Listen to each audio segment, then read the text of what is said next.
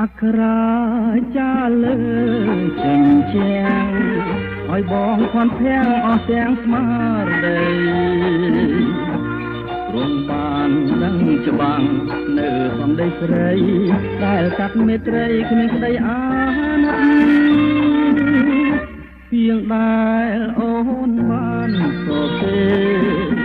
គឺជាពាក្យស្នេហ៍ដែលគ្មានក្តីពិតអូនឲ្យបងខំ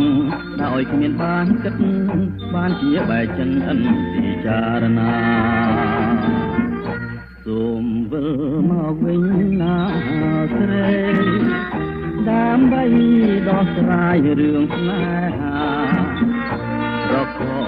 រករើមុននឹងបែកគ្នាកុំឲ្យមានពីថ្ងៃមុខកុំរួងដោយជឿពីគេពេលយើងរួមស្នេហ៍គឺស្នេហ៍បានសុខអូនជឿពីគេឲ្យស្ដីទុកទងចិនបងបងស្នេហ៍មានតម្លៃ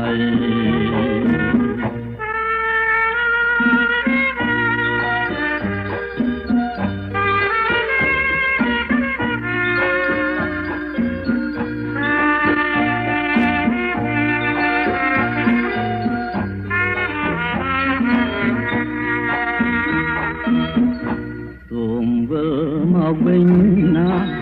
ស្រីដើម្បីដោះស្រាយរឿងស្នេហារកខរកត្រូវមុននឹងបែកគ្នាកុំឲ្យមានពីថ្ងៃមុខគុំរស់ដោយជឿពីគេពេលយើងរួមស្នេហ៍គឺស្នេហ៍បានសុខ